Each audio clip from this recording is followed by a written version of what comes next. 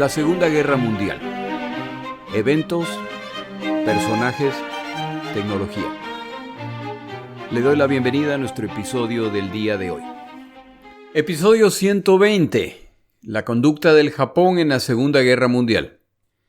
Antes que nada, quiero comentarle a mis oyentes que esta semana tuve la última quimioterapia de mi tratamiento. Ahora viene el periodo de espera de un mes antes del siguiente escaneo profundo para determinar el resultado, confío, final. Me alegra mucho que este es el último ciclo que debo atravesar y planeo descansar durante el fin de año.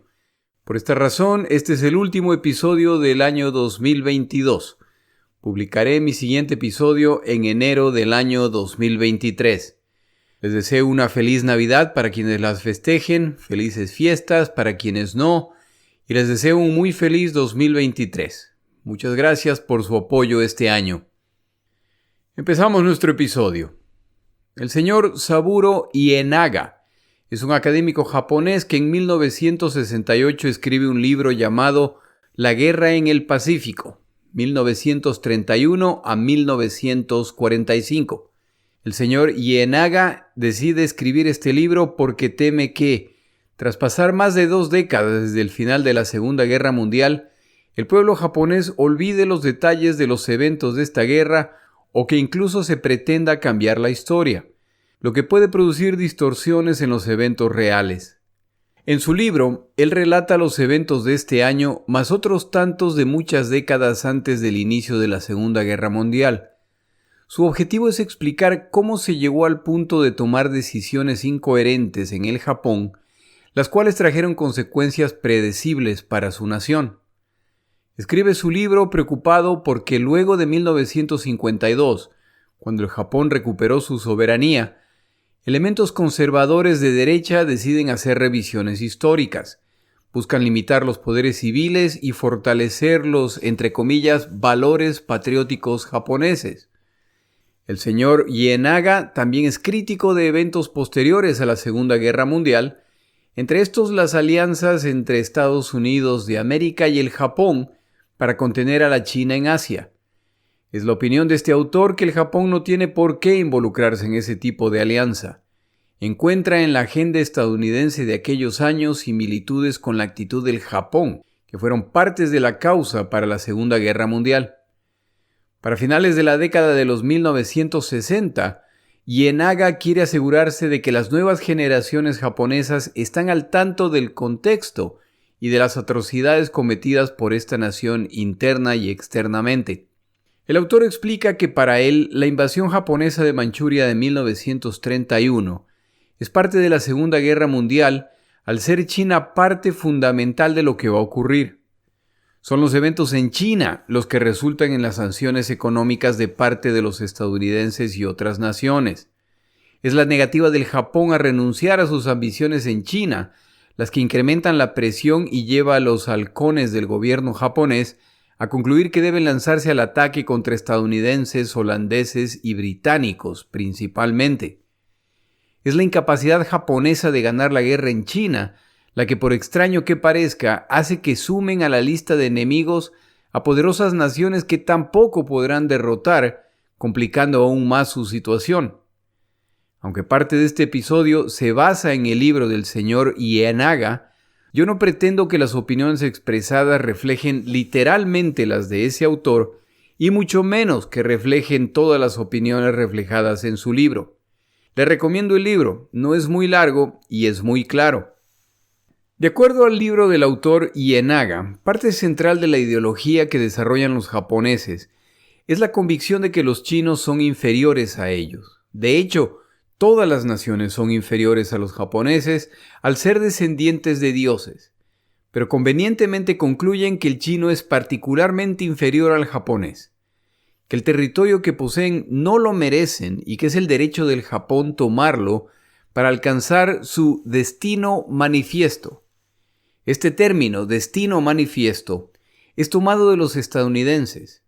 Esta inventada y muy conveniente doctrina declaraba en el caso de los estadounidenses que era la voluntad de Dios que los Estados Unidos de América fueran una potencia continental de costa a costa en el continente norteamericano. Con esta excusa, el gobierno de James Polk en 1846 se inventa una guerra contra México. Como resultado de esta guerra claramente ganada por los estadounidenses y con el territorio mexicano invadido por sus tropas, los estadounidenses compran, entre comillas, a México los territorios que hoy componen buena parte de la costa oeste de los Estados Unidos de América y varios estados más. De ahí que las ciudades y áreas en estas zonas tienen hasta hoy nombres hispanos. Una vez conquistados estos territorios, los Estados Unidos de América se consolidan como la potencia continental norteamericana. Los japoneses, con distintos dioses pero con las mismas malas intenciones, ven como su derecho a apropiarse del territorio chino, y como siempre, es por el bien de los invadidos. Escritores que favorecían esta posición japonesa explicaban que China podrá revolverse o resistir, pero 3 o 4 divisiones japonesas deberían ser suficientes para derrotarlos. China no es una nación unificada y es la misión divina del Japón ayudar a los chinos. Aquellos que sugieren expandir el poder y la influencia japonesa a través del comercio, la cooperación o la diplomacia en vez de la agresión son ignorados. Los chinos serán tratados como colonia o semicolonia del Japón. Es decir, el mismo modelo colonialista que ha llenado la historia de las naciones. A mí no deja de llamarme la atención que el considerarse superior es un requisito fundamental para convencerse de que algo le pertenece a uno al margen de ya ser propiedad de otros. Identificar al dueño como inferior o subhumano es muy conveniente y elimina las preocupaciones morales, como cuando se planteaban si los indígenas del continente americano tenían alma o no, o si los negros secuestrados en África eran simplemente una subespecie inferior. Mientras más dure este debate, menos necesidad de preguntarse si la conducta abusiva y prepotente contra el dueño de esas tierras es justificada. El problema es que los supuestos inferiores chinos salen respondones y los japoneses son incapaces de derrotarlos.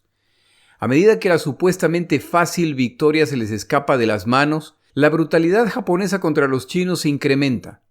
A la larga, la situación en China es la que desencadena lo que ocurre en el Pacífico. Como una de las tantas causas de esta guerra, el autor Ienaga se refiere a las Fuerzas Armadas japonesas. Él es de la opinión que las Fuerzas Armadas japonesas contaban con libertad de acción casi ilimitada, lo que a la larga resultó en su actuar irracional y antidemocrático. Las Fuerzas Armadas del Japón por ley debían reportar al emperador, pero en coordinación con el Parlamento japonés. Esto a la larga significa que las Fuerzas Armadas pueden ignorar al gobierno japonés al interpretar que solo le reportan al emperador. En este período tomarán ventaja de esta ambigüedad cada vez que lo necesitan. Esta realidad descrita también va contra uno de los grandes mitos de la Segunda Guerra Mundial en relación al emperador japonés, pero ese es un tema para otro día. Es esta flexibilidad ilimitada con la que cuentan las Fuerzas Armadas japonesas la que permite fabricar los incidentes en China que causan el inicio y la escalada de la guerra y pueden hacerlo con gran impunidad a pesar de que la pobre ejecución de lo hecho deja claro que los eventos que lanzan la guerra no fueron actos de provocación chino, sino actos japoneses. Lo hacen en Manchuria en 1931 y más tarde en 1938. Quienes abogan por soluciones diplomáticas o investigaciones para determinar responsabilidades en lo ocurrido se juegan la vida. Para 1941, cuando está por producirse el ataque a Pearl Harbor, las Fuerzas Armadas se niegan a discutir sus planes con los civiles, incluso si son miembros del gobierno o del Parlamento. Esto se hace en nombre de proteger secretos militares. Pero por supuesto el otro impacto es que si los poderes civiles no están al tanto de lo que se está planeando, no es posible el debate. Esta posición no cambia durante la guerra. Y como lo mencionaba en el episodio relacionado con Saburo Sakai, la población civil japonesa no estaba enterada de que estaban perdiendo la guerra en el Pacífico. El celo por la información llega a un nivel tan absurdo que la Marina y el ejército japonés no intercambian información necesaria para sus operaciones militares. Esto explica que, por ejemplo, durante ataques de la Marina japonesa, ellos creen contar con un cierto número de aviones de combate del ejército, pero el ejército no ha tenido la gentileza de avisarles que esos aviones ya no existen. Miembros del servicio civil que intentan poner límites a las prerrogativas de las Fuerzas Armadas japonesas, incluyendo miembros del gobierno, enfrentan amenazas de muerte. Algunas de estas amenazas de forma muy pública, y los culpables no son castigados por las Fuerzas Armadas, por lo que poco a poco queda claro que las Fuerzas Armadas son las que mandan. El punto más serio es cuando el primer ministro japonés, Inukai Tsuyoshi, es asesinado en 1932 en su residencia a plena luz del día por cadetes navales uniformados, más candidatos oficiales y civiles de derecha. Los perpetradores de este crimen no son sancionados, lo que deja claro que incluso un acto así de grave quedará impune. Y este no es el único caso de políticos asesinados descaradamente por miembros de las Fuerzas Armadas japonesas.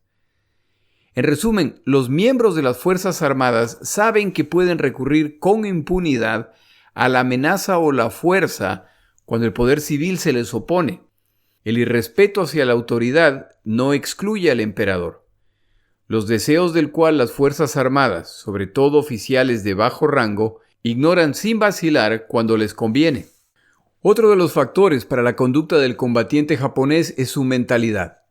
Su comportamiento no es un accidente o el resultado de actos involuntarios. Hasta el nacimiento de las Fuerzas Armadas modernas japonesas, la defensa de los señores feudales estaba a cargo de los samuráis, con su código Bushido. El resultado son dos grupos distintos: el oficial, que es un burócrata estatal lleno de prebendas y cuyo estatus dependía de su cercanía al emperador, y el soldado, el cual es tomado de los estratos más bajos de la nación, en particular del sector agrícola. No solo son de estratos pobres, pero la conscripción militar obligatoria era para los hijos segundo o tercero de las familias, a quienes se les asignaba un valor menor que al primogénito. Para colmo, sobre estos oficiales se encontraban oficiales adicionales imperiales llenos de privilegios adicionales. Esto explica el tratamiento que combatientes japoneses de las distintas ramas describían como normales durante su entrenamiento. Algunos de los autores citados en este podcast mencionaban su experiencia y la de sus compañeros que eran sujetos a palizas continuas o trato degradante sin justificación alguna. Las diferencias de casta entre oficiales y soldados o marinos rasos están claras, y la vida del combatiente japonés tiene poco valor para sus superiores. Los soldados rasos carecían incluso de derechos humanos, eran casi una propiedad de los oficiales.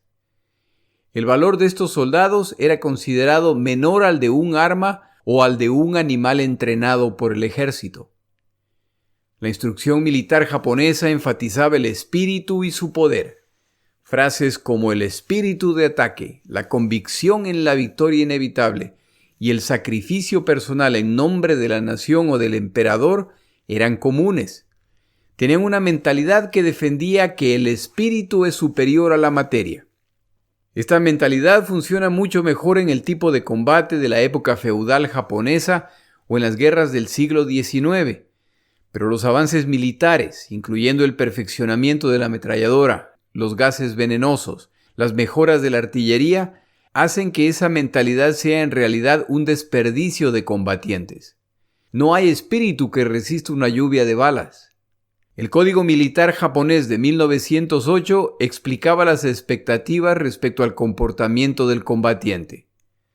El comandante que permite que su unidad capitule sin combatir hasta el último hombre, o que permite que el enemigo ocupe un área estratégica, será penalizado con la muerte. Otra regulación explicaba: si el comandante lidera tropas de combate y éstas son capturadas por el enemigo, incluso si el comandante se desempeña excelentemente, será sujeto a penalizaciones de hasta 6 meses de prisión. El Código Militar de 1941 lo deja mucho más claro. Una de sus regulaciones es: no debes dejar que te capturen vivo. Esta mentalidad resulta en que el combatiente japonés muchas veces peleaba al límite del agotamiento, malnutridos y sin suficiente apoyo logístico en nombre de mostrar ese espíritu combativo. El señor Ienaga hace el contraste con los combates en la isla de Leyte, los cuales cubrimos recientemente. Un oficial japonés que combatió en esta isla relataba que los estadounidenses empezaban los combates alrededor de las 10 de la mañana y los concluían a las 5 de la tarde. Los japoneses, por su parte, combatían además en la noche y realizaban marchas nocturnas. Tras ver los resultados alcanzados por los dos bandos, este oficial japonés concluía que lo hecho por los estadounidenses era lo más racional. La conclusión a la que llega el autor Ienaga es que el trato recibido por el combatiente japonés de bajo rango, en que se enfatizaba la rígida disciplina hasta el punto de la ausencia de crítica, combinada con el maltrato en que la dignidad e incluso la masculinidad del recluta es atropellada consistentemente, resulta en un combatiente que llegado el momento se comportará así con los que caigan en sus manos, incluyendo civiles y combatientes enemigos capturados. En pocas palabras, ahora son ellos quienes pueden vengarse por el trato que ellos han recibido y lo hacen contra quienes han cometido uno de los peores pecados posibles. Han capitulado en vez de luchar hasta la muerte. A esta realidad nacional se suma la destrucción de la democracia y de uno de sus representantes máximos, la prensa. La censura en el Japón era el estándar esperado, y quienes escriben críticamente contra posiciones nacionales son censurados, despedidos o atacados. Este es el caso desde antes de la Segunda Guerra Mundial. Los maltratos y crímenes de guerra que cometen soldados japoneses en China son conocidos, pero no pueden ser publicados. Derrotas japonesas son presentadas como victorias. Eventos positivos insignificantes presentados como de gran relevancia. La censura antes mencionada, por supuesto, no tarda en llegar a las instituciones educativas y de análisis. Todo lo que tenga que ver con el marxismo es prohibido. Se añade luego a Engels y a Lenin. No pasa mucho tiempo y se añade cualquier libro con ideas políticas progresistas. El autor Ienaga provee una larga lista de autores japoneses de distintas ramas del conocimiento o el arte cuyos libros y publicaciones fueron prohibidos. Las escuelas primarias son nacionalizadas y el currículo se adapta para que se alineen con la ideología imperial nacionalista. Parte de lo enseñado es la teología japonesa, que incluye la divina creación de las islas japonesas y adoctrina a los alumnos en la adoración del emperador militarista. La guerra por Asia es descrita como una guerra santa. Las universidades y los colegios son vistos como fuentes de ideologías comunistas o progresistas opuestas al Japón. Se empieza a llevar a estudiantes a adorar en tiempos sintoístas donde se inculca el culto al emperador. Iglesias y misioneros cristianos son perseguidos e incluso arrestados. Pero la cruzada iniciada por el Japón también tiene un componente que atrae a Occidente. La defensa de la cultura tradicional japonesa resulta en que las élites rechacen la ideología comunista, la cual sigue creciendo en el Japón y de hecho en el planeta. En ese sentido, la invasión de Manchuria de 1931, además de ser una invasión a China, es vista como el establecimiento de una base contra el comunismo soviético. Esto, por supuesto, Occidente no lo ve con total desagrado, sobre todo porque la ideología comunista sigue consolidándose en China. Chiang Kai-shek busca la oportunidad de destruir a las fuerzas de Mao Zedong, y él hace lo mismo. Pero en este sentido, Chiang es más cercano al Japón que Tung. Esta posición de avanzada en Manchuria se vuelve complicada para los aliados cuando durante la Segunda Guerra Mundial Alemania ataca a la Unión Soviética por el oeste y existe la posibilidad de que los japoneses se sumen al ataque desde Manchuria, lo que obligaría a la Unión Soviética a pelear una guerra a dos bandos. Los japoneses ven Manchuria como suya. Son de la misma opinión los chinos y los soviéticos. Esta situación deja una bomba de tiempo para el Japón, sobre todo considerando que en 1939 se han enfrentado tropas soviéticas y japonesas en Mongolia, y para sorpresa de los combatientes japoneses que llevan años de claras victorias, sufren una derrota inapelable en la que pierden casi 20.000 combatientes contra los soviéticos. Esta herida abierta con la Unión Soviética a la larga le costará muy cara al Japón.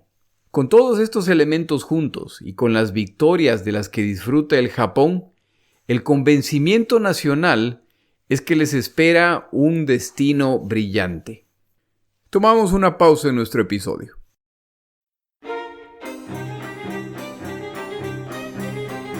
Palabras de Churchill.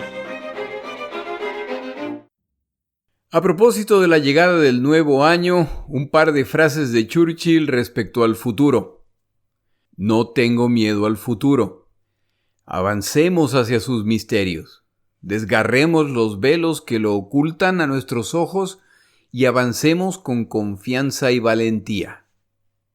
Y una siguiente frase. No nos es dado escudriñar los misterios del futuro. Es un error mirar demasiado adelante. Solo se puede manejar un eslabón de la cadena del destino a la vez.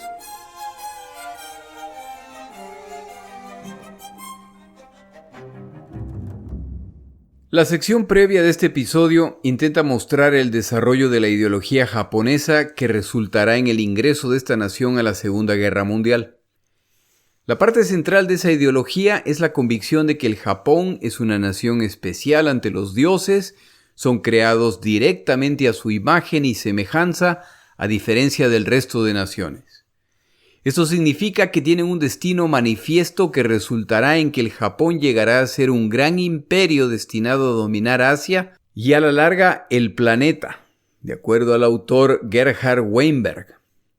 Esa superioridad se muestra en distintas instancias, por ejemplo en su victoria sobre los rusos a inicios del siglo XX, en que por primera vez una nación oriental se enfrenta con una occidental y gana.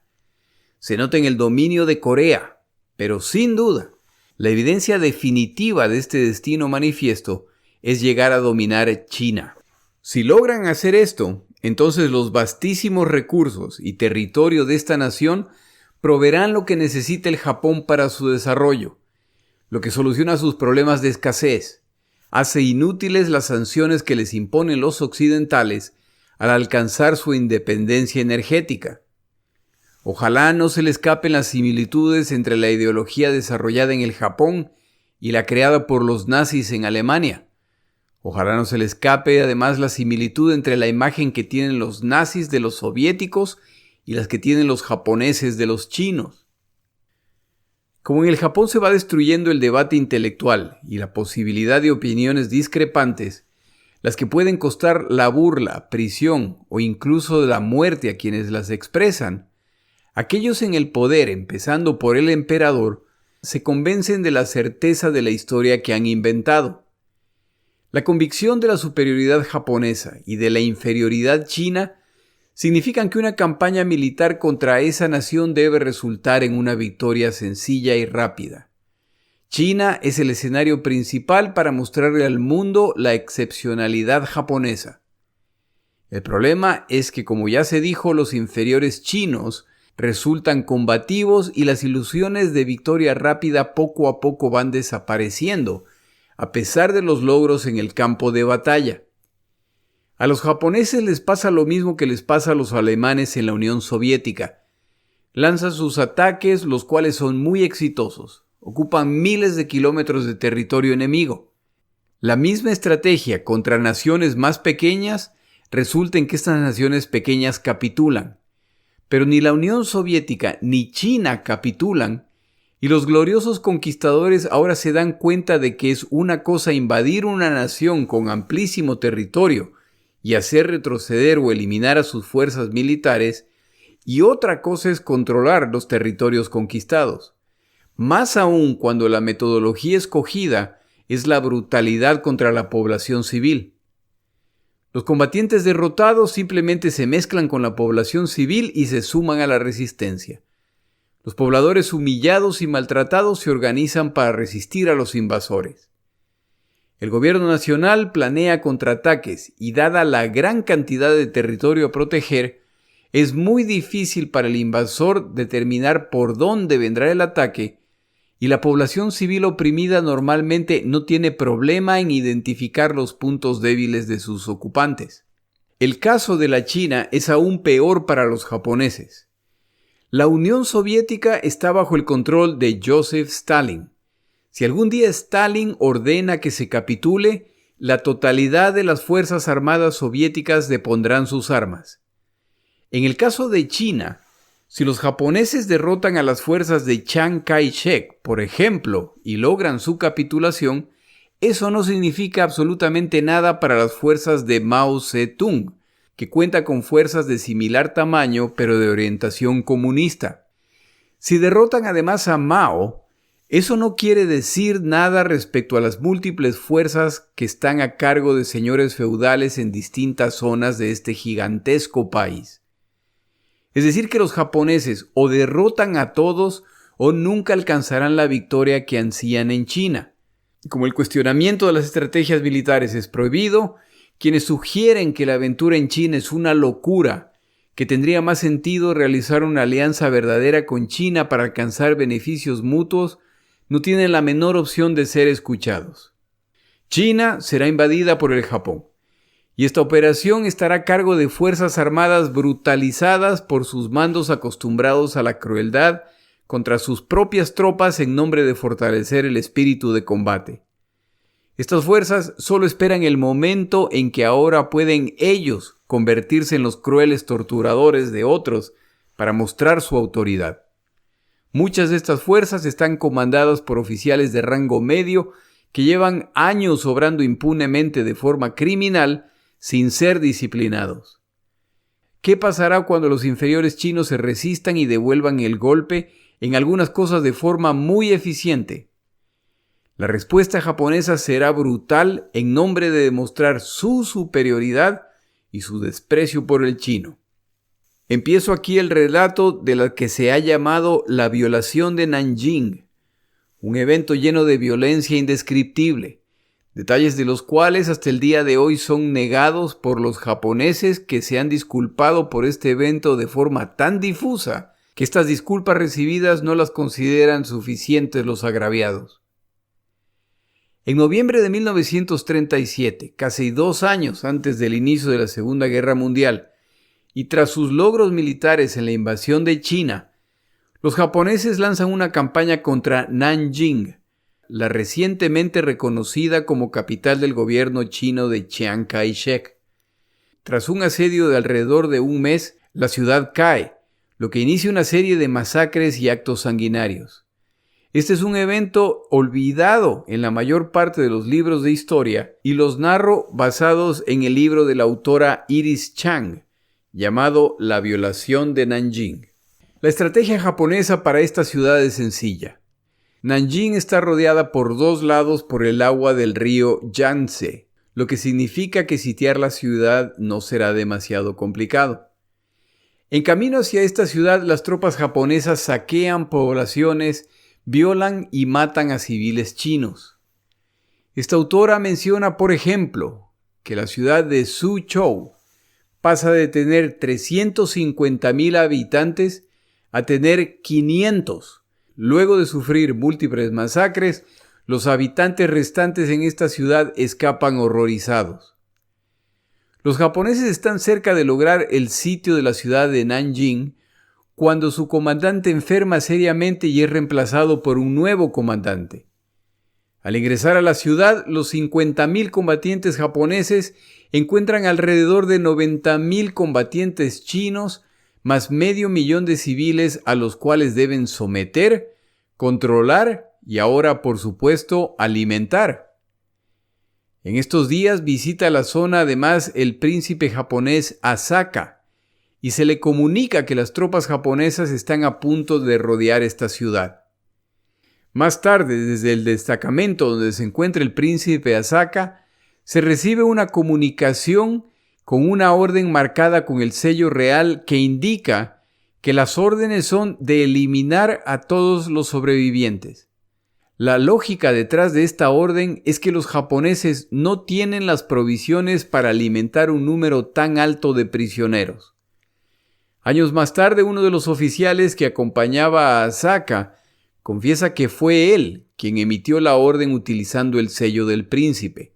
Este es otro ejemplo de oficiales de mando medio que abusan de su autoridad.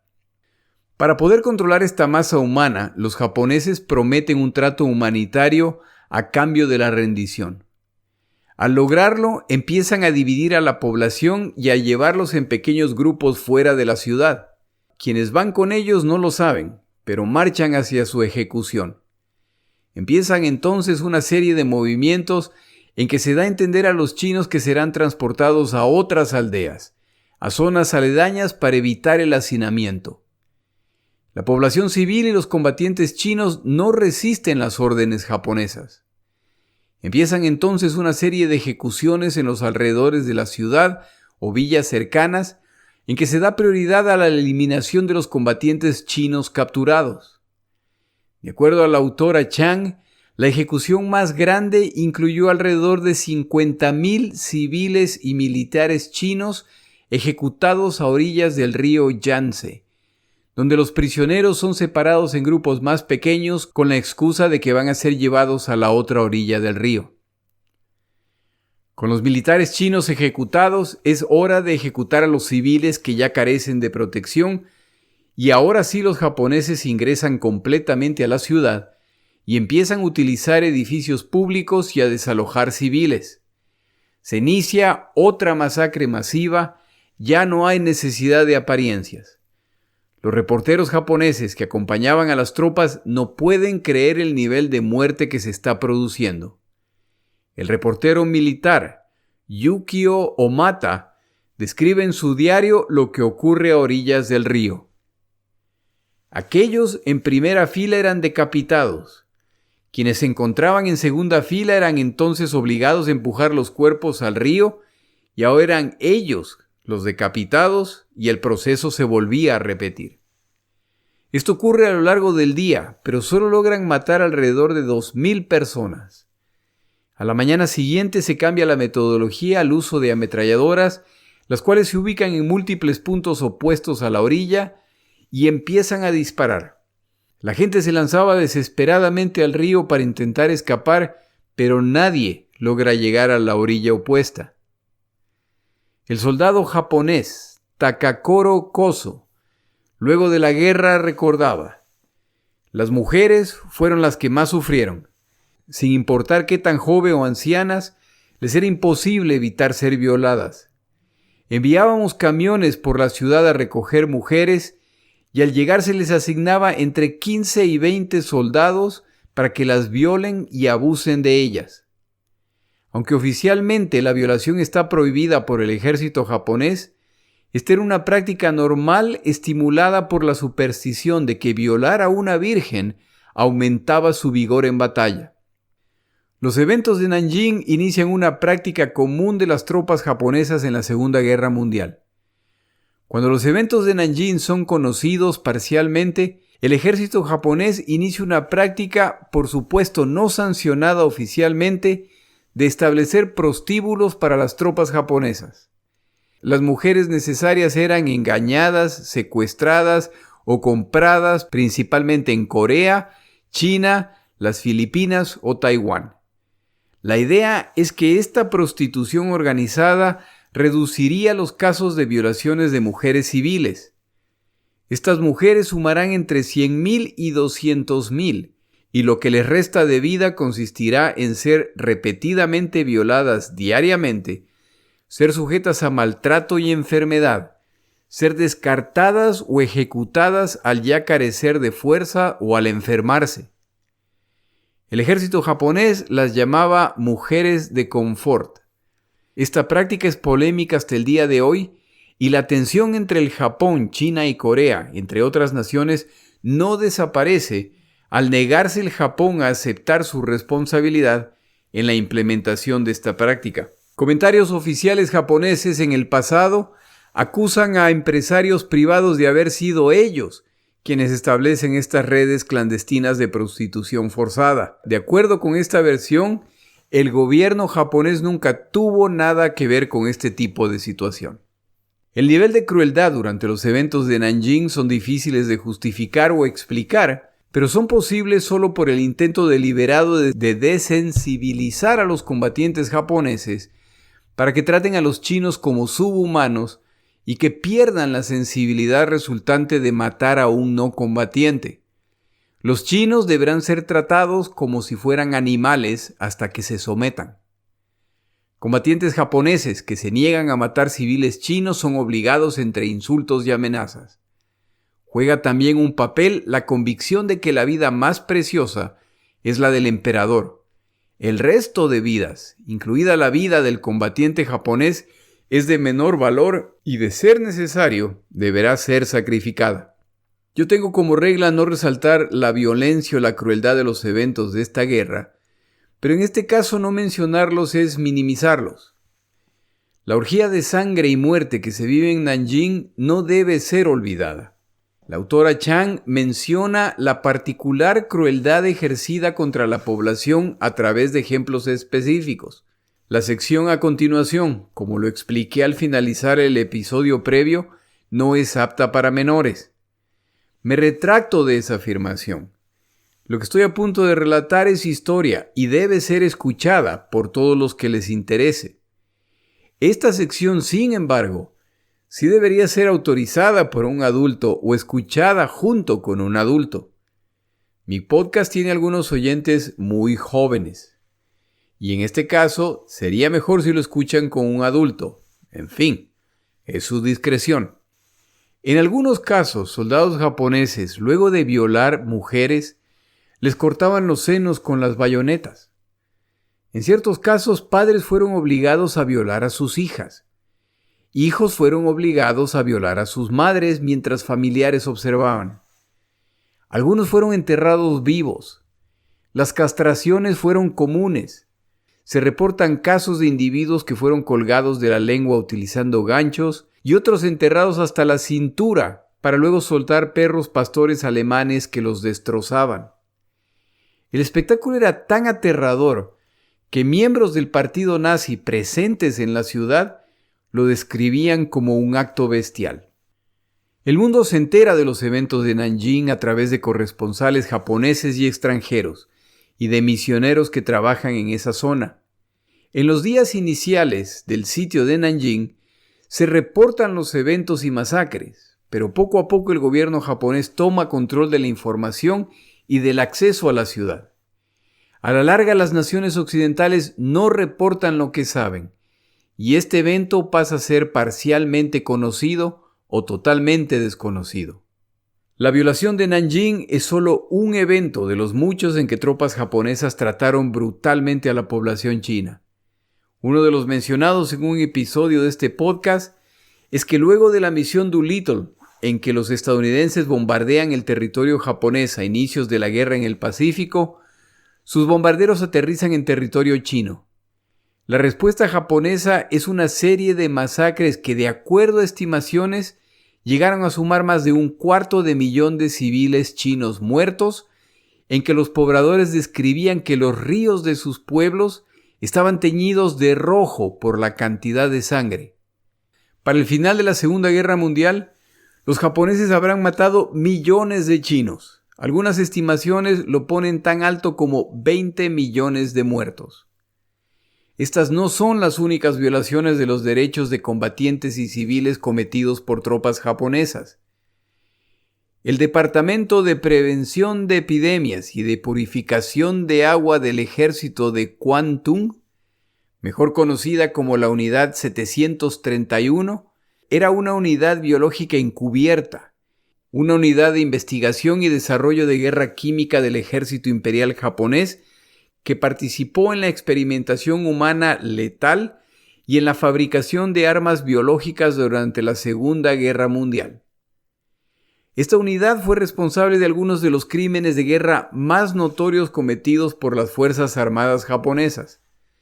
Rutinariamente realizaron pruebas en personas denominadas registros. Los experimentos incluyeron inyecciones de enfermedades, deshidratación controlada, experimento en cámaras hipováricas, pruebas de armas biológicas, vivisección, amputación y pruebas de armas estándar en seres humanos. Las víctimas incluyeron no solo mujeres, hombres, algunas incluso embarazadas y niños secuestrados, sino incluso bebés recién nacidos. Las víctimas procedían de distintas nacionalidades, pero la mayoría eran chinas. Además, la Unidad 731 produjo armas biológicas que se utilizaron en áreas de China no ocupadas por las fuerzas japonesas. Incluían ciudades y pueblos chinos, fuentes de agua y campos. Las estimaciones de los muertos, a cargo de la Unidad 731 y sus programas relacionados, se estiman en alrededor de 500.000 de personas. Una más de las atrocidades cometidas por las tropas japonesas durante la Segunda Guerra Mundial fue el tratamiento de prisioneros de guerra. De acuerdo a la mentalidad japonesa, la rendición en combate es un acto de profundo deshonor, por lo que quienes son capturados por ellos son vistos como seres despreciables. Esta convicción se refleja en el trato que reciben al ser repetidamente sujetos a abusos, privaciones, violencia e incluso ejecuciones injustificadas. Los japoneses capturaron aproximadamente 140.000 prisioneros blancos durante la Segunda Guerra Mundial, principalmente de Gran Bretaña, Australia, Estados Unidos, Nueva Zelanda, Holanda y Canadá. La tasa de mortalidad entre los prisioneros de guerra japonés fue del 27%, en comparación con el 4% de los prisioneros aliados recluidos en campos alemanes e italianos. Por supuesto, se refieren a prisioneros aliados europeos, estadounidenses u occidentales. La realidad con los soviéticos es distinta. Casi 50.000 soldados y civiles estadounidenses se convirtieron en prisioneros de guerra del Japón. Casi la mitad se vieron obligados a trabajar como esclavos. Alrededor del 40% de los prisioneros de guerra estadounidenses murieron en cautiverio japonés, en contraste con el 1% que murió en los campos nazis. Algunos de estos prisioneros también murieron durante bombardeos estadounidenses o murieron mientras eran transportados al Japón.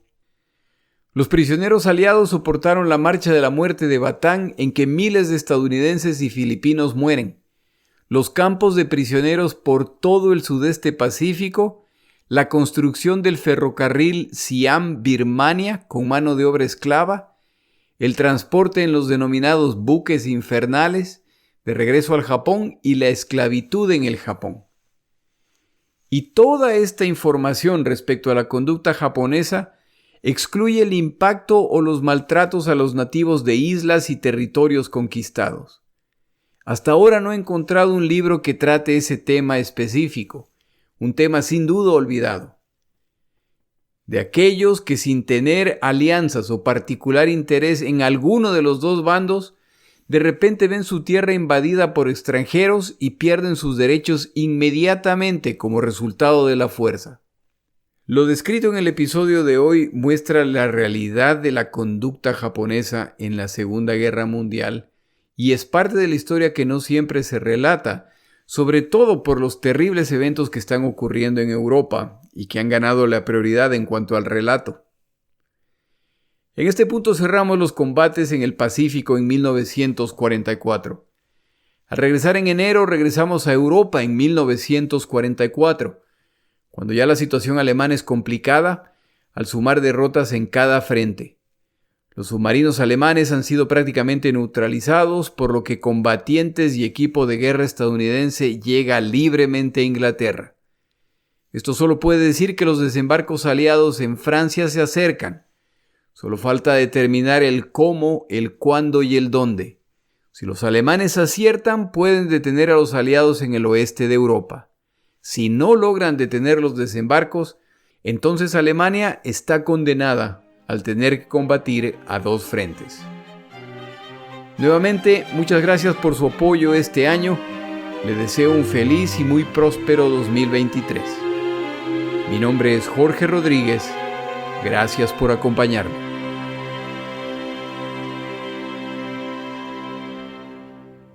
Para información adicional respecto a este episodio, las notas de este podcast, que incluyen la narración de este episodio, así como acceso a resúmenes, videos, documentales y materiales adicionales gratuitos disponibles en el Internet, por favor vaya a Amazon y busque el libro La Segunda Guerra Mundial, Eventos, Personajes, Tecnología.